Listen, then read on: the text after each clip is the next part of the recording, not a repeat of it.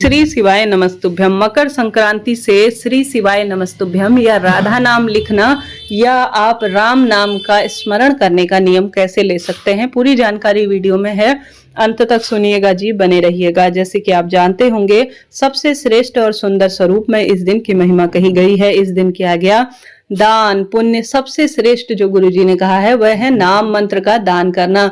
शास्त्रों में कहा भी गया है, कलयुग केवल नाम आधारा, सुमरी सुमरी नर उतर ही पारा। अर्थात कलयुग में सिर्फ भगवान का नाम सुमिरन करने से ही हम इस भवसागर से पार हो सकते हैं, कलयुग नामक। ऐसे में आप सभी जानते हैं कि इस दिन किया गया नाम मंत्र का दान सबसे अहम है। ऐसे में आप सभी इस दिन से अगर राम नाम का जाप करते हुए राम राम लिखना चाहते हैं या भगवान के किसी भी नाम का स्मरण करते हुए लिखना चाहते हैं, लिखित रूप में स्मरण करना चाहते हैं, जाप करना चाहते हैं, तो इसका क्या विधि है। मासिक धर्म, सूतक पातक या कहीं जाना पड़ सकता है, तो ऐसी स्थिति में क्या करें, ध्यान से सुने और अंत तक बने रहे। अब इसमें सबसे पहले आप सभी मासिक धर्म इत्यादि की स्थिति रहती है, तो कैसे इस नियम को पूर्ण करें, ध्यान से सुने। आप मासिक धर्म की स्थिति में विशेष तौर पर जो है, जैसे आप 4 दिन 5 दिन जो है, हालांकि नाम मंत्र स्मरण जैसे नाम, जैसे राम राम हम सभी बोलते हैं, इसे मासिक धर्म में भी सामान्य स्वरूप में मासिक आप भगवान को स्पर्श नहीं कर रहे हैं, आप नाम जाप कर रहे हैं, तो मासिक धर्म में भी आप राम राम बोल सकते हैं, लिख सकते हैं, कोई चिंता टेंशन नहीं है। अगर आपका मन गवाही नहीं देता, आप 7 दिन रुक जाइए और फिर 7 दिन वह पन्ने छोड़ दीजिए। धीरे धीरे आपके पास जैसा जैसा समय हो उस अनुसार आप उन 7 पन्नों को फुल करने का प्रयत्न करें, अर्थात लिखने का प्रयत्न करें। परंतु इसमें एक बात बताते हुए चलो, अगर आप लिखना चाहते हैं, आपके मन गवाही दे रहा है राम राम नाम लिखने में, तो कोई दिक्कत नहीं है, आप लिख सकते हैं। ऐसे में आप, जैसा मैंने शुरू में बताया, आप अगर कहीं जाना पड़े तो उस दिन को आप दूसरे दिन पूर्ण कर सकते हैं, तो कोई चिंता टेंशन की बात है ही नहीं। ऐसी स्थिति में आप सभी सबसे पहले ब्रह्म मुहूर्त में, मकर संक्रांति इस बार 14 तारीख को है, आप चाहें तो श्री शिवाय नमस्तुभ्यम भी लिख सकते हैं, जो कि शिव महापुराण का सबसे महामंत्र है, जिसे चलते फिरते कोई दिक्कत की बात नहीं है। जहां अन्य महामंत्रों को स्मरण करने में, ध्यान करने में कई तरह की जो है टेंशन होती है, या कहीं न कहीं कई नियम होते हैं, उसको सोचना समझना पड़ता है। परंतु श्री शिवाय नमस्तुभ्यम महामंत्र एक ऐसा मंत्र है जिसे स्मरण कर लेने मात्र से किसी भी अवस्था में, चाहे तो ओम नमो भगवते वासुदेवाय लिख सकते हैं, चाहे तो राम राम लिख सकते हैं, चाहे तो राधा राधा राधा भी लिख सकते हैं, या जय श्री कृष्णा भी लिख सकते हैं, इच्छा आपकी है।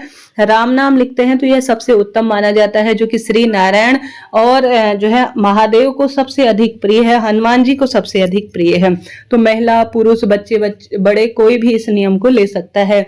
आप सभी को 14 तारीख को मकर संक्रांति के दिन से इसे शुरू करना है, क्योंकि खरमास इस दिन समापन होता है और सबसे श्रेष्ठ और शुभ जो है, दुर्लभ श्रेष्ठ माघ महीने का जो है श्रेष्ठ स्वरूप में अच्छे दिनों की, कहने का अर्थ है, शुरुआत होने लग जाती है। इस बार मकर संक्रांति में दान पुण्य पूजा पाठ का सबसे अच्छा शुभ जो समय हो रहा है, जब भगवान सूर्य देवता मकर राशि में प्रवेश करेंगे, तभी जो है यह दिन मनाना और दान पुण्य करना शुभ माना जाता है। तो 9 बजे के आसपास जो है भगवान सूर्य नारायण मकर राशि में प्रवेश करेंगे, उसके बाद ही आप दान पुण्य पूजा पाठ करते हैं, कोई नियम लेते हैं, तो बहुत श्रेष्ठ और शुभ से माना जाता है। तो दान पुण्य का सबसे अच्छा मकर संक्रांति के दिन जो समय हो रहा है, वह 9:30 से लेकर 5:46 के आसपास तक रहने वाला है। तो इस समय आप दान पुण्य कर सकते हैं। इसके अलावा एक महापुण्य काल हो रहा है, जो कि अपने आप में अद्भुत है। 9:03 से 10:48 तक मकर संक्रांति का महापुण्य काल हो रहा है। करीब करीब यह समय 2 घंटे के आसपास है। तो 9:03 से आप 10:48 तक महापुण्य काल में दान पुण्य करते हैं, तो कहना ही क्या। इसमें सबसे सुंदर जो दान पुण्य करने के लिए गुरुजी ने कहा है, वह है 14 बार आप सभी को अन्य चीजें आप दान करें, बहुत अच्छी बात है। जैसे 14 गर्म वस्तु ले सकते हैं, कपड़े ले सकते हैं, तिल के लड्डू ले सकते हैं, आप जो है जो सुहाग की सामग्री ले सकते हैं, वह आपकी इच्छा है। परंतु 14 लोगों को इस दिन आपको जो है श्री शिवाय नमस्तुभ्यम भी जरूर से कहना है, बहुत श्रेष्ठ माना जाता है। इसके साथ साथ आप रोज अगर यह नियम लेते हैं, तो यह तो एक सुंदर स्वरूप में और ज्यादा फल देने वाला होगा। तो यह नियम कैसे लिया जाता है, आपको सुंदर स्वरूप में एक कॉपी ले लेनी है, कोरी कॉपी लीजिएगा, और एक लाल पेन लीजिए। लाल शुभता के रूप में जाना जाता है, आप जानते होंगे। अब आप सभी को जैसे अपने घर के मंदिर में भगवान का कोई भी प्रतिरूप है, आप उनके सामने जो है प्रणाम कर कर जो दैनिक पूजा इत्यादि के नियम होते हैं वह आपको करने के बाद आपको भगवान के आगे दीप लगाना है। आज जो चीजें बनी हुई है, जैसे इस दिन खिचड़ी पर्व है तो खिचड़ी का भोग लगाना भगवान जी को, खिचड़ी वितरित करना, खिचड़ी दान करना। खिचड़ी में सबसे पहले आती है उड़द की दाल और साथ के साथ जो चावल होते हैं वह घी, नमक और मौसमी सब्जी, इन चीजों को आप सभी को विशेष तौर पर जो है भगवान को भोग लगाकर खिचड़ी अच्छी तरह से इसमें घी मिलाकर, उड़द की दाल भी डाल सकते हैं, इसमें काली दाल भी डाल सकते हैं, अर्थात जो छिलका वाला हरा मूंग होता है। काली दाल को दान में दिया जाता है तो ज्यादा शुभ होता है। हालांकि जो खिचड़ी होती है वह हरी जो मूंग की दाल होती है उससे ज्यादा फल देने वाली होती है। तो खिचड़ी बनाकर महादेव के मंदिर में भोग लगाएं, श्री नारायण को, सभी देवी देवताओं को भोग लगाए और इसे दान में आप दीजिएगा। भले ही सूखे स्वरूप में दान दे या किसी भी स्वरूप में दान दे, परंतु आपको दान में जरूर से इसे देना है। उसके साथ साथ आप सभी को महापुण्य काल शुरू होने के बाद यह कार्य करने का प्रयत्न करना है। चाहे तो सुबह सुबह भी कर सकते हैं।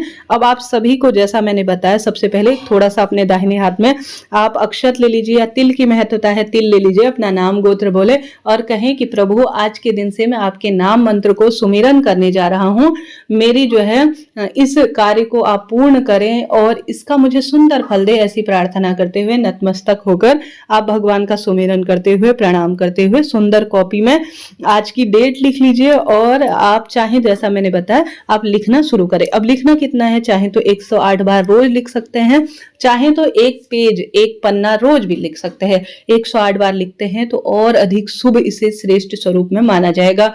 जो व्यक्ति माला जाप नहीं कर सकते हैं या किसी भी तरह से अन्य कार्य उनसे नहीं हो पाते हैं, गलत अशुद्धि होती है, तो सबसे सरल राधा नाम या आप श्री शिवाय नमस्तुभ्यम या राम राम लिख लीजिए। 108 बार भी लिख सकते हैं, कम ज्यादा एक पेज में भी पूरे में लिख सकते हैं, इच्छा शक्ति सामर्थ्य आपकी है। तो इस तरह से आप सभी को यह कार्य करना है राधा नाम के जाप का, अर्थात राम राम लिखना है। अब इसका उद्यापन का क्या नियम होता है, पूरे दिन आपको कोशिश करनी है, पूरे साल भर रोज थोड़ा थोड़ा समय निकाले। देखिए काम काज तो रोज के ही हैं, इन कामों का, घर के कामों का, दैनिक जिम्मेदारियों का कभी अंत नहीं होना है, परंतु यह सरल सा नियम जिसमें कोई 1 रुपए का समय नहीं लगता। जैसा मैंने शुरू में बताया, कलयुग केवल नाम आधारा, सुमरी सुमरी नर उतर ही पारा, अर्थात कलयुग में सिर्फ भगवान का नाम मंत्र जाप करना ही जीवन और भाग्य की रेखाओं को प्रबल करने वाला है। तो इस नियम को आप लेने की एक बार आदत बनाइए, देखिएगा जीवन में अपने आप ही आदत हो जाएगी और आपका परिवर्तन होना, रोज आपका मन गवाही देगा कि आज मैंने यह काम नहीं किया, तो आपका नियम बन जाएगा। पूरे दिन भर में, चाहे तो सुबह करे चाहे तो शाम करे। मासिक धर्म वगैरह का मैंने बता दिया। अब अगले साल जब यह किताब पूर्ण हो जाए तो आप सभी को इसमें क्या करना है कि इसी कॉपी को भी रखना है। गरम एक जुराब ले सकते हैं, टोपी ले सकते हैं, स्वेटर, गरम कपड़ा कोई भी ले लेना है।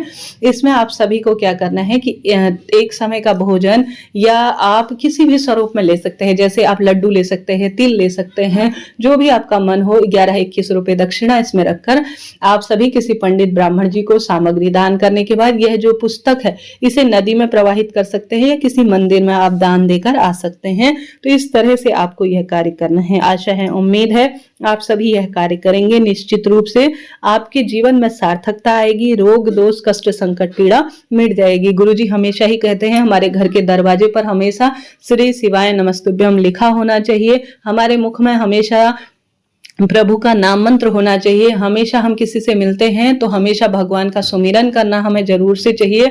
साथ के साथ 14 वस्तु में ध्यान रहे, आप काले तिल शनिवार के दिन ना खरीदे। दान करने के लिए कोई अच्छी वस्तु खरीद रहे हैं तो किसी अच्छे दिन बार को देखकर खरीद लीजिएगा। शनिवार के दिन काले तिल, सरसों इत्यादि खरीदना शुभ नहीं होता, तो इस चीज का ध्यान रखें। किसी शुभ दिन में वस्तुओं का दान करें। अब दान आप कर रहे हैं तो इस बात का ध्यान रखें, अच्छी क्वालिटी की जो वस्तु होती है, जो आप स्वयं प्रयोग में लेते हैं, उन्हीं चीजों का आप दान करें। जैसे आप सभी कोई भी गर्म चीज ले सकते हैं, उनमें तिल जरूर से रखें। एक लड्डू या एक कोई भी आप तिल वगैरह लीजिए। यह तिल दान करने की महत्वता है।